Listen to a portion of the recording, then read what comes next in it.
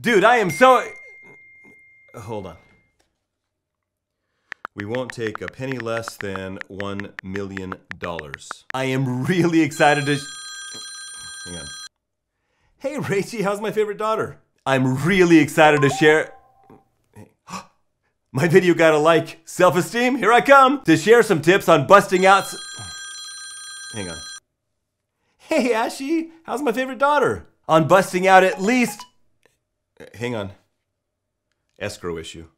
At least one video per week. Hang on. Hey, Kaylin, how's my favorite daughter?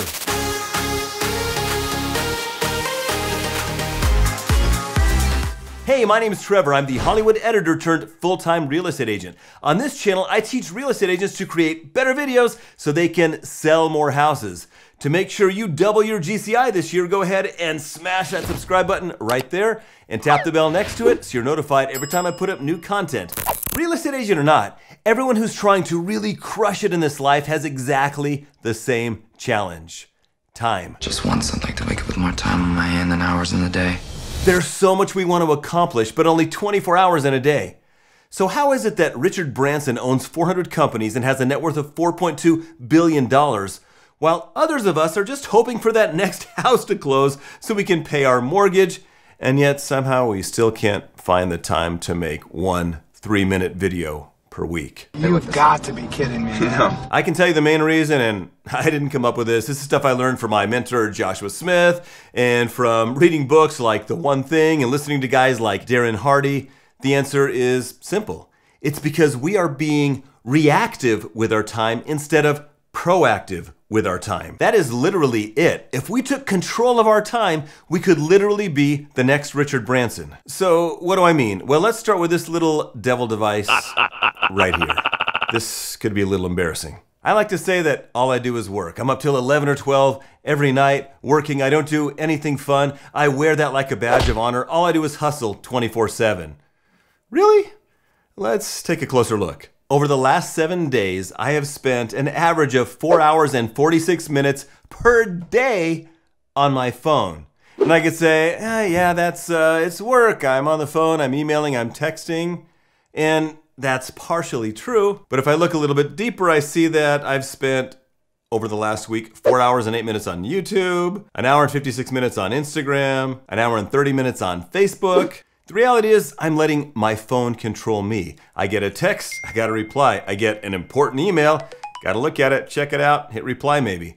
Or hey, if I get a comment on a YouTube video, woo, dopamine spike, I'm all over that. And then suddenly whatever I was doing that was actually productive is out the window. A study from UC Irvine found that it takes 23 minutes and 15 seconds to get back on task after a distraction. Let's see how many distractions I had per day last week from this here little devil device. 85. 85 pickups a day on my phone. How on earth can I possibly be productive if every time I get a little red badge or a ding from this thing, I'm picking it up to look at it? It's impossible. I can promise you unequivocally that unless you are some kind of freak of nature, you are wasting ridiculous amounts of time every single day on this bloody little devil device. We haven't even talked about the rest of your life. Most of you watching this are probably real estate agents. Many of us work out of an office. Some of us work out of our homes. I had an office for like 4 months. I tried it. I went in twice. And when I was there, I was super productive. But the thought of going to an office for an 8 to 5 job again just kind of turned my stomach, so I never went in. Plus I got everything I need here. The thing is, when you're at home, you got a ton of distractions. Now me, I've got 6 kids. They are grown, so they aren't as much of a distraction right now. What I do have are 7 animals in my house. With the 2 pit bulls we're babysitting for my daughter right now, that gives us 4 dogs, 2 cats, and a turtle. One of the pitties breaks through the $400 gate we built at the bottom of the stairs so she can come upstairs and play. And then she comes up and whimpers for no reason. I won't mention her name, but she has 1 blue eye and 1 brown eye. Huh. It's Allie. Case in point. This is what I deal with every day. And then one of the cats breaks into my office, somehow walks in front of my screen, then sits on my hands when I'm trying to type. It's like, I'm trying to work! And she just purrs and loves me for I don't know what reason. Hold on, look at this. Call from client, this is important. Hey, Jace. Hey, man, how you doing? Good. Phone call worth taking. Hopefully we'll get something in escrow today. I've got a daughter in her 20s and she'll be living with me forever. And I have told her hundreds, if not thousands of times, when I'm working, when I'm in the office, don't call, don't text, don't email me, don't knock on the door, don't shout. Yet every single day, without fail, I get something like this. Hello. Yes? I'm gonna go watch Ghost Adventures and then I'm gonna go walk Saphira. I try to be nice. And of course we are real estate agents, and everyone knows that real estate agents have no life outside of real estate, so no one has any trouble calling us at 11 o'clock at night any day of the week. My point with all of that is I understand all of the excuses. I got plenty of them myself, but here's the thing. They are just excuses. If you truly want to be productive and you truly want to put a dent in the universe, you can. But you've got to take control of your time. Specifically, how can you make time to create just one video a week, even as a busy real estate agent? I'm gonna give you my top 10 tips to make it happen, and these didn't originate with me. Credit goes to Josh Smith, Darren Hardy, Richard Branson, and all those guys that are crushing it in real life. Tip number 1, schedule it. You have to physically put it on your calendar and make it a priority. Don't cancel it for anything. I don't care if your best friend calls you up, it's like, hey Trevor, want to go to lunch Monday at 9 a.m.? It's like, no, the answer is no, I am booked. Tell them you are booked. You are booked. Make it that important. I don't care if your billionaire buddy wants to buy a $100 million mansion and the only time he can see that mansion that you can show it to him is Tuesday at 10 a.m. and you're booked for your video shoot. Tell him no. Okay. If it's a $100 million purchase, then in that case, yeah, go ahead and cancel the appointment. Normally, you don't cancel it for anything. Tip number 2, schedule it at a time when you are fresh. We only have so much energy, so much focus, and so much self-discipline in a day. Ideally, you're gonna schedule it early in the morning. That's what's best for most people when your brain is firing at its finest. 5 a.m. is great. Nobody else is gonna bug you at 5 a.m. for the most part.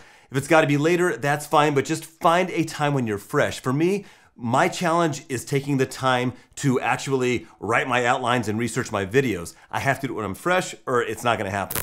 Tip number 3, create a bunker. Barricade yourself in your studio or your office. Have water, have a snack in there, put a sign on the door that says, do not enter no matter what.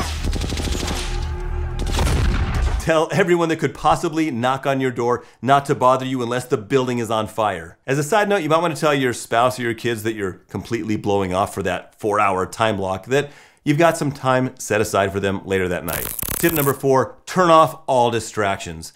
This is probably the most important thing you can do. Start with this devil device, turn it off, or at least put it on Do Not Disturb. Put your computer on Do Not Disturb. You want to go ahead and close your email, close your calendar, close your iMessage. You also want to hide your dock if you're on a Mac so you don't see those alluring red dots that make you want to click so much. You may not know this, but there truly is no such thing as a real estate emergency.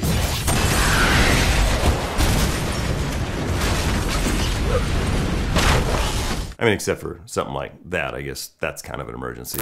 Tip number 5, remember your why. Why are you creating video content? Do you want to create videos so that you're generating business in 5 years from something you did 5 years previously? Do you want to create a monster business without making cold calls? That sounds pretty good. Maybe it's to be the only agent anybody thinks about when they think about real estate in your city. You've got to figure out your why.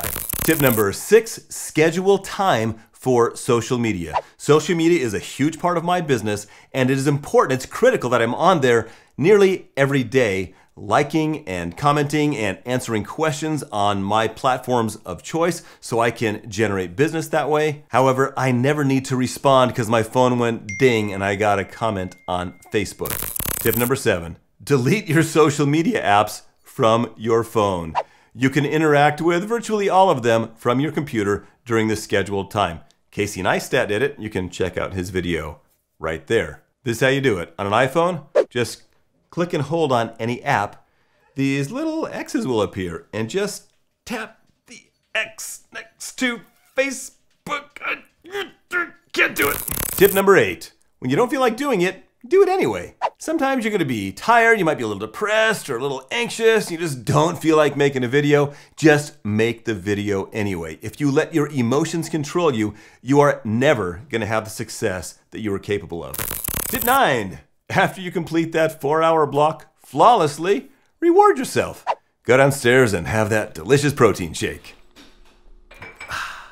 Tip number 10. Make it a weekly habit. It'll get easier with time. And dude, it's fun. I love it so much more than making cold calls. For more ideas on growing your business with video, click that button right there. And dude, if you haven't yet, subscribe. It's that button right there. I can't wait to see the stories you have to tell. Such a good girl. Except when she tries to eat my border collie. Then she's less good. Uh-oh. Allie, don't eat the kitty.